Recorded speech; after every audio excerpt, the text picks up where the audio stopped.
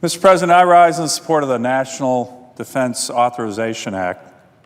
This is a bipartisan bill that will provide our service members with the funding they need to continue to keep our country safe.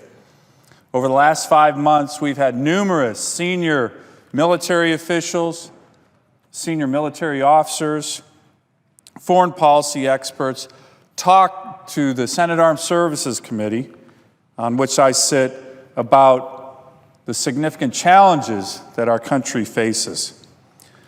The senior senator from Arizona talked about this very eloquently today on the floor, about ISIL, a resurgent Russia, North Korea with nuclear weapons. And this NDAA bill that we're now debating on the floor focuses on addressing these challenges. It also makes important modernizations to our investments with regard to military weapons, cuts bureaucratic red tape at the Pentagon, and ensures that our armed forces remain the most agile and lethal in the world. It upholds our commitment to our service members, to their families, to military retirees and their families. Now, Mr. President, it's remarkable right now as we debate this bill, this critically important bill on the Senate floor, the President of the United States has already come out and said he's going to likely veto it if it's in its current form. He's going to veto the NDAA. Think about that. One of the most important things we're doing to take care of our troops, the President's threatening a veto. Now, during the markup of this bill, many members on the other side of the aisle here, our colleagues, also threatened to work on the amendments, but to not vote for the bill. They were all going to vote against the bill. But we stood firm.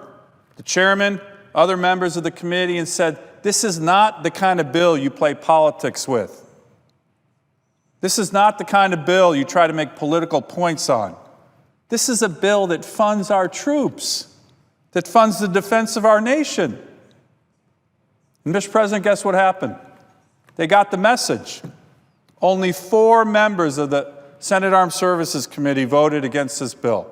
It was a very bipartisan bill coming out of the committee, and I certainly hope that when this bill passes the United States Senate and moves to conference with the House and moves to the President's desk, that he does not play politics with our troops, that he removes his threat to veto one of the most important pieces of legislation that we'll work on this year.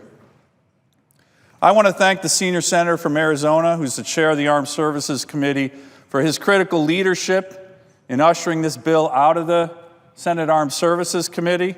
I had the distinct honor of traveling with Senator McCain recently to Asia, including to Vietnam, where his service has inspired countless of millions of Americans, but also the people of Vietnam.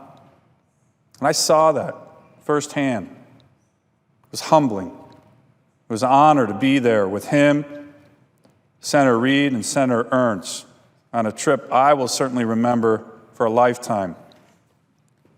Now, we all took an oath a few months ago to pledge solemnly to, quote, defend the Constitution of the United States against all enemies, foreign and domestic. We took that oath right here on this floor. And that's what the NDAA does.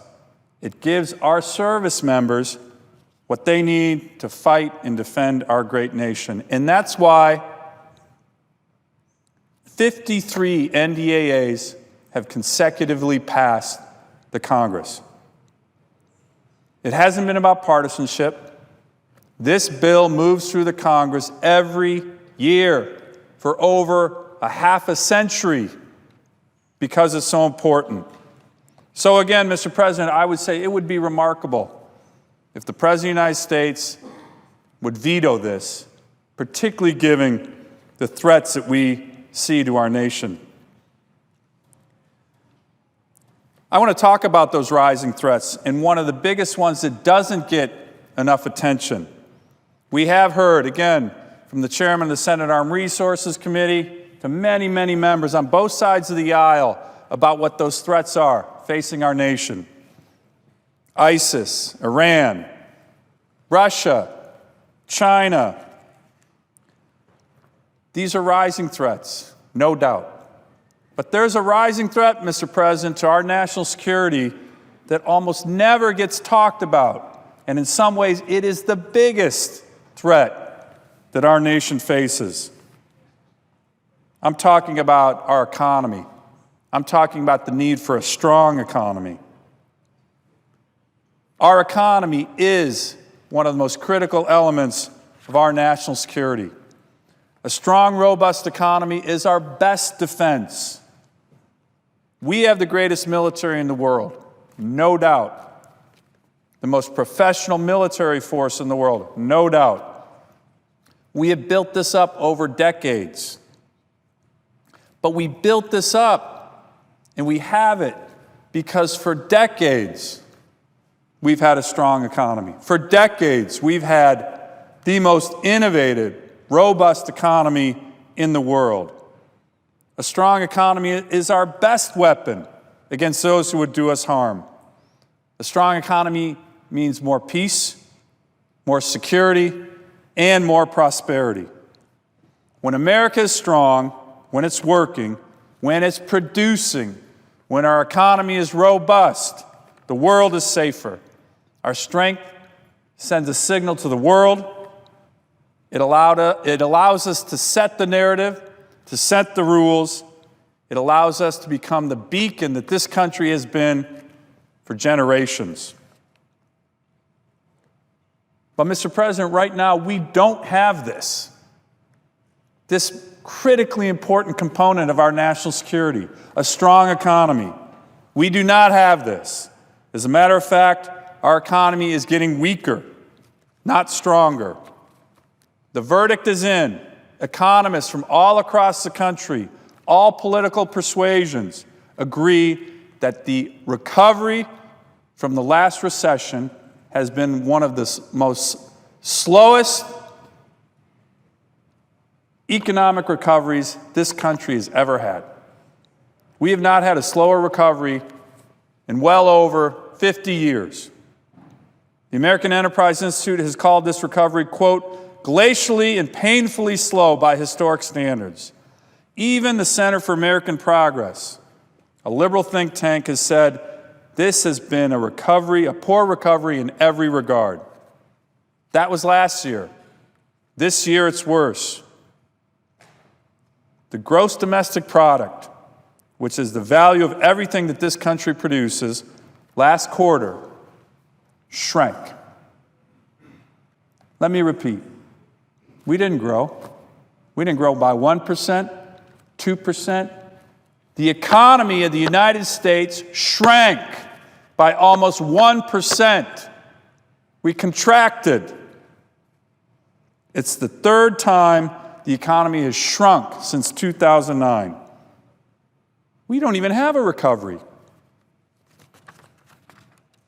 We don't have a recovery. Right now, Mr. President, we have no growth. That means Americans have less money in their pockets. It means that wages haven't kept up with inflation.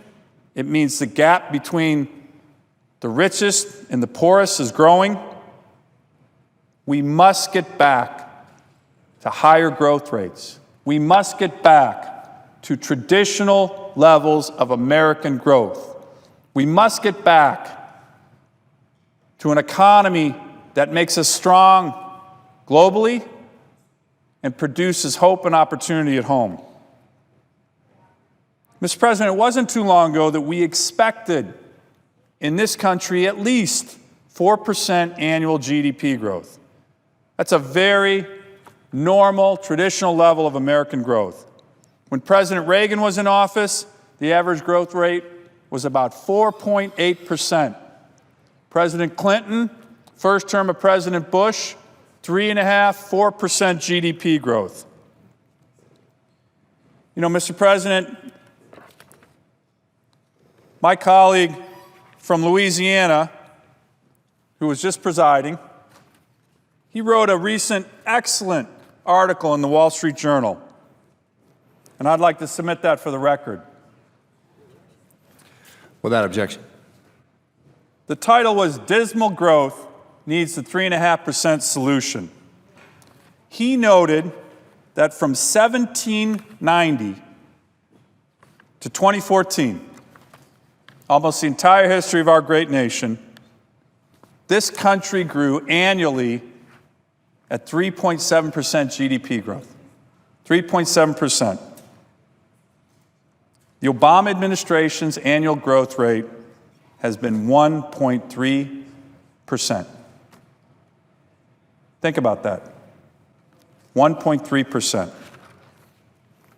According to the former CBO director, the difference between 2.5% and 3.5% growth, just 1% GDP growth difference, will have a huge impact on American families. We would be able to produce nationally 2.5 million more jobs, and the average income in terms of wages would be $9,000 higher. $9,000 higher. Think about what you could do with that amount of money. Think about what American families could do with that amount of money, just by going 1% higher in terms of our growth rate. Our distinguished colleague from Pennsylvania recently mentioned, in order to double our standard of living, a family, to double their income, at 3% growth, you can do that in 24 years, a generation. That's why every generation of Americans have benefited and done better than the previous, because we've grown at 3.5%, 4% growth rate. We're doubling our standard of living. 1% growth, which is the Obama growth rate, 72 years to double your standard of living. 72 years. That's the trajectory we're on. And what's most disturbing about this is a huge issue for the country. You don't read about it in the press. Heck, last quarter, we shrunk. The economy of the United States, the greatest economy in the world, shrunk. And there was barely a press report about it. It's become what people are now referring to as the new normal. Traditional levels of American growth, 3.5%, 4%, 4.5%, 5% GDP growth? Nope. In the Obama era, that's the thing of the past. We're in the new normal era. 1.5% GDP growth. Maybe 2% if we're lucky. We need to change that, Mr. President. We need to get to traditional levels of American growth. And what's most amazing is the administration seems to just be shrugging its shoulders. We contracted last quarter, no big deal. 1.5%, 2% GDP growth for the entire Obama administration administration record. That's fine. It is a big deal, and it's not fine. We need to change this. Since 2009, the White House has blamed everything from former President George W. Bush to the weather, to climate change, to Europe's health, to growth problems in Africa, for these slow growth rates. But have you ever heard the president say, it might be the policies of my own administration? It might be the fact that we're over-regulating every element of this great economy of ours? They need to stop blaming and start fixing this economy. We need to get our country moving again. We have so many comparative advantages to other countries. So many. The greatest universities in the world, right here in America. The greatest universities in the world, compared to any other country. We have agriculture, farmers who feed the world. We have a high-tech sector that's the envy of the world. We have a capital markets sector that can commercialize great ideas quicker than any place in the world. We have natural resources, oil, gas, minerals, that are the envy of the world. We're producing more gas, natural gas, than any place in the world right now. We're producing more oil than Saudi Arabia right now because our private sector has innovation, ingenuity, hard work.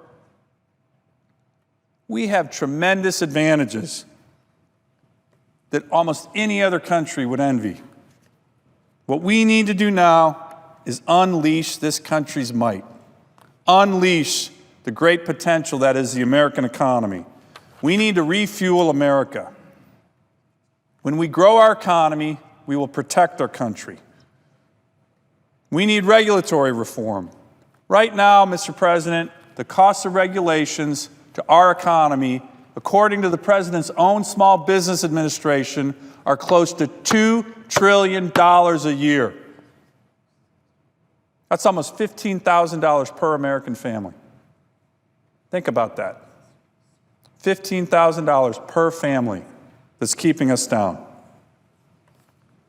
We need a competitive tax system, and we need to unleash the might of our private sector through cutting red tape and making sure that we are open for business, not strangling businesses with red tape from Washington.